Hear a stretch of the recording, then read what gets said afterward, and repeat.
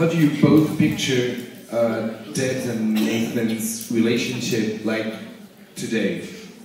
Do they have a real good relationship? Is Deb like a super nanny grandma that is loving and caring? I think today Nathan and Deb are good friends. Like, they came back together.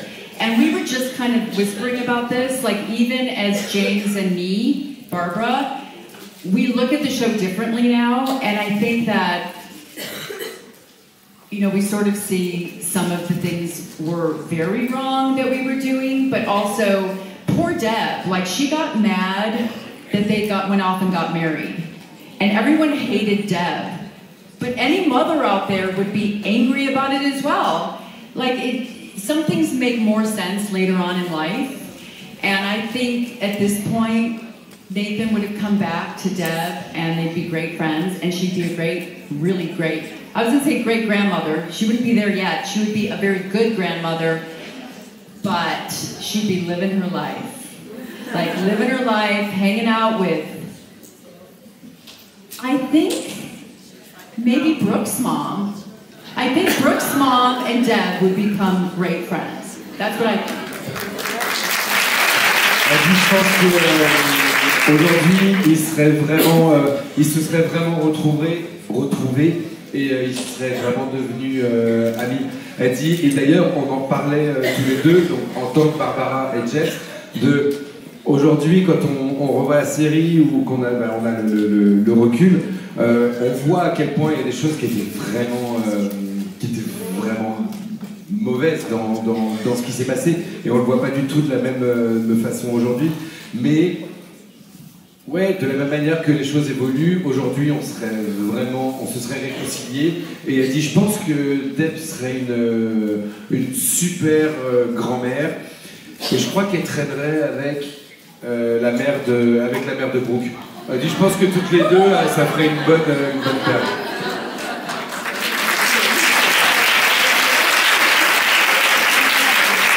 I think that Nathan would be very supportive of that. I think that Nathan would probably right now, at this point in his life, be closer to his mom than he ever has been. And even if she's traveling the world, they'd be talking on the phone once a week.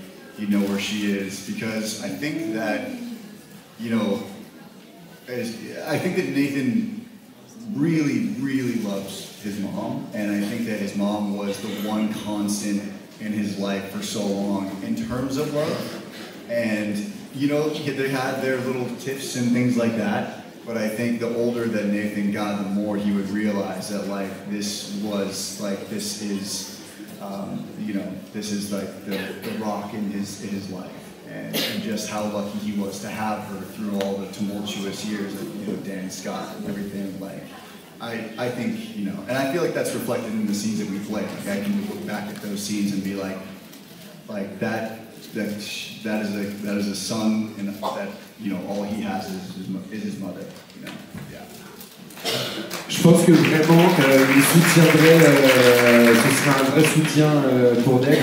Et il dit, et je l'imagine bien, si Deb elle est en train de voyager à travers le monde, qu'il puisse l'appeler au téléphone toutes les semaines, savoir où il est et tout. Il dit, et effectivement, même si ils ont eu leur moment où ils se sont frités, Deb reste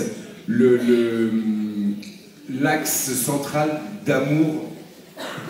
Oula, je reprends. Deb reste le fil conducteur de l'amour, en fait, qu'il a toujours eu. C'est-à-dire que l'amour qu'elle a pour lui, en gros, n'a jamais changé, quel que soit leur grief. Il dit, et pareil, je pense que Nathan, en grandissant, peut aussi comprendre ce par quoi elle est passée, ce qu'elle a traversé, et que du coup, il s'entendrait beaucoup mieux, et que du coup, il serait toujours là, et qu'il la verrait vraiment comme on voit un enfant qui aime sa mère profondément.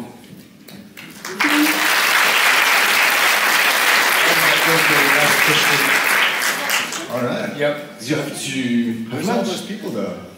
Yeah, I was kidding.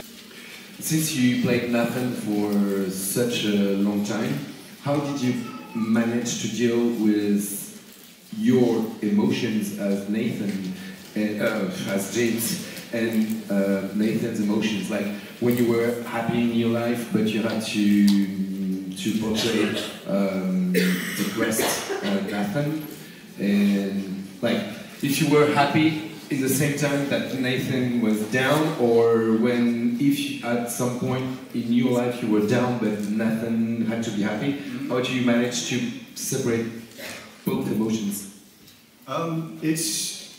It would be no different from any other actor who's, you know, hired to perform a job. I mean, we played those characters for a very long time, for sure, but at the end of the day, you know, we went to work and we were those characters, and when we left work, we had lives that were very, very separate, and it was as an actor, that's kind of what you do. You try to keep them separate, and you get good at keeping them separate. I mean, sometimes with, I think, some roles, some actors can bleed everything into one, and that's a whole other thing. But you know, as far as myself, the way that I approach acting, there's a clear separation between what I'm doing on a set and how I'm conducting the rest of my life. And yeah, I don't think that's common, you know. I'm not going to repeat it. You can't repeat a joke. It's like not funny twice, so.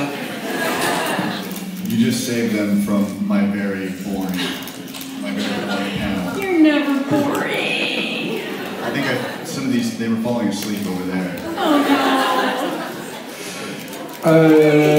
Du coup,